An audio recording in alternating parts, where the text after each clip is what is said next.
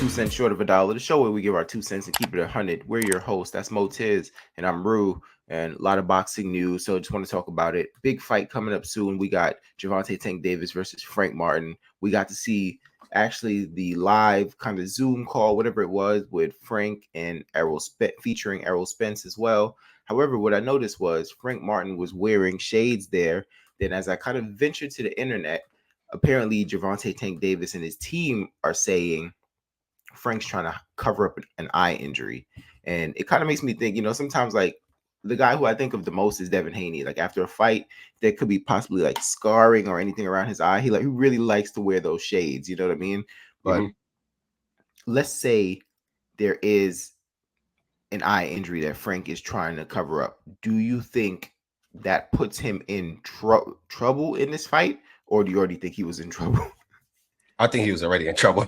I think this just makes it even worse, to be quite honest, because he's fighting an uphill battle against Gervonta Tank Davis. You know, if we're looking at the fight objectively speaking, I think clearly Gervonta has the advantage. He's more experienced. He's the bigger puncher. And stylistically, it bodes for a good fight.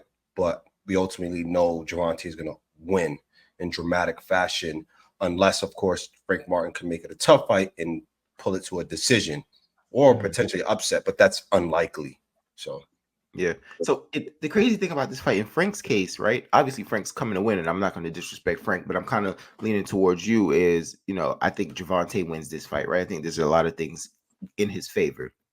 But for Frank, and I know we don't want to give anybody moral victories, but if he puts up a good fight, the trajectory of his career still increases, like a la Pitbull Cruz, right?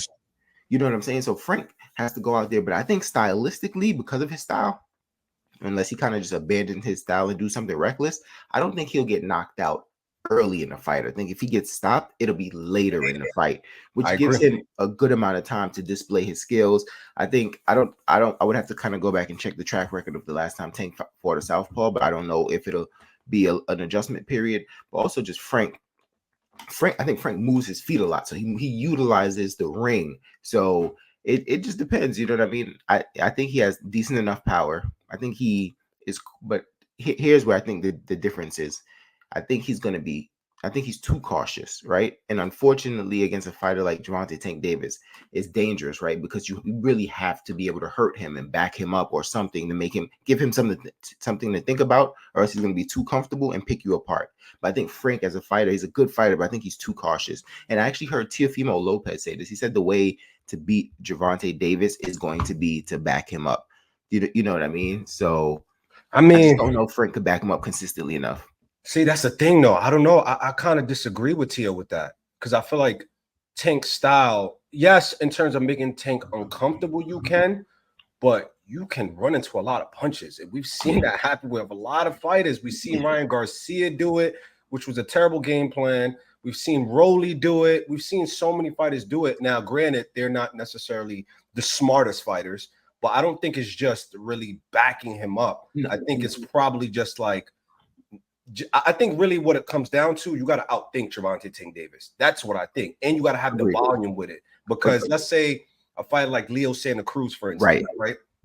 He had the volume. He just didn't have the thinking capacity.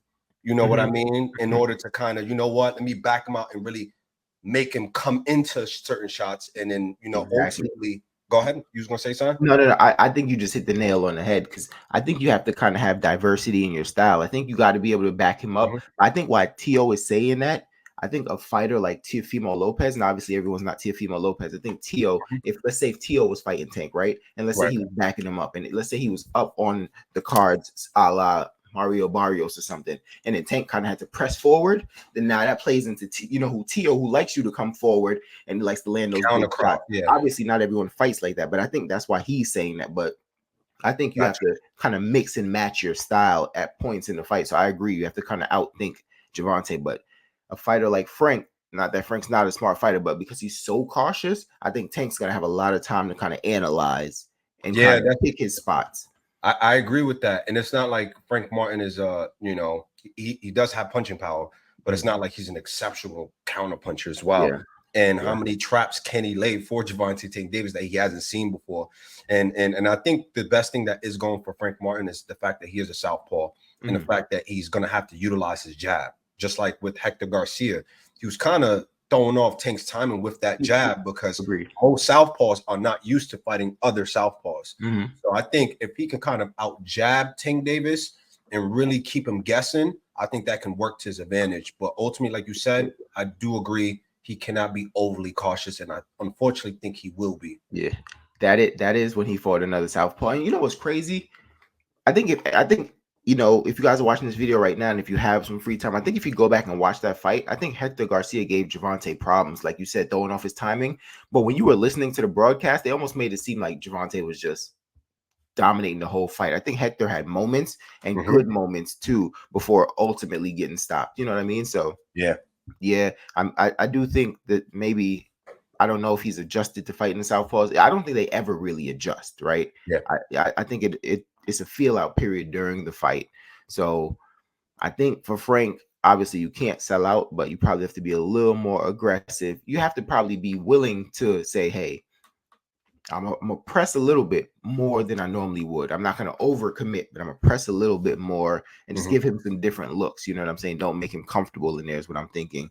But if it is an eye injury, I do think that's bad, because I think one thing Gervonta has that a lot of people don't have just at his weight class, I just think he's meaner than those guys.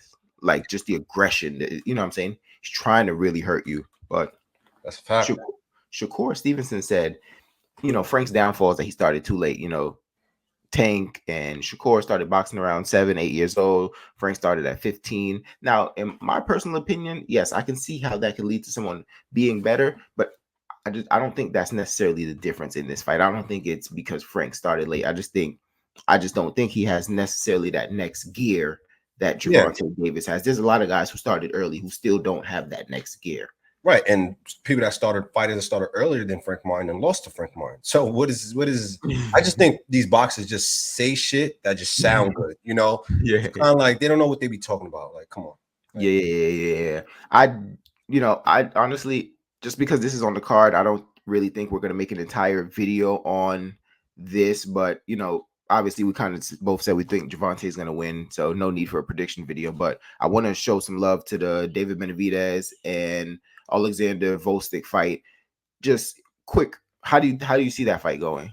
Oh, I think that's going to be a good fight. I think that fight is going to be very entertaining, and I think, you know, that bout, I think that's it may be dangerous for David Benavidez, you know, in terms of, because we will get a lot of our questions answered, right? Is David Benavidez really benefiting from being a weight bully? And he's moving up to 175. You know, will he have that? He's probably not going to have that advantage. So now we're going to have to kind of see what skill sets he has and whether or not he's still going to have that volume, and also see where his chin is like, right? Is he going to be able to take that take that punching power at that weight class? So I think that's going to be a very dangerous fight for Benavidez, but ultimately I believe David Benavidez is going to come out on top, and I don't think he's going to stop his opponent, but I think he's going to win by unanimous decision. But then again, I don't know. We got to wait and see.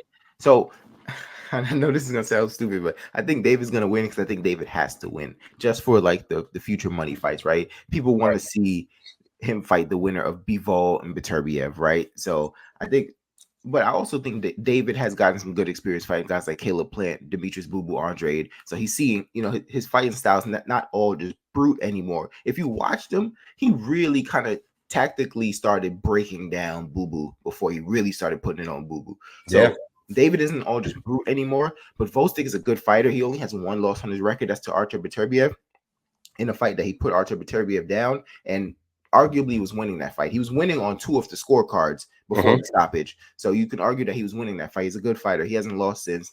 I think he's, if I'm not mistaken, he's Ukrainian, who I really respect their boxing IQ.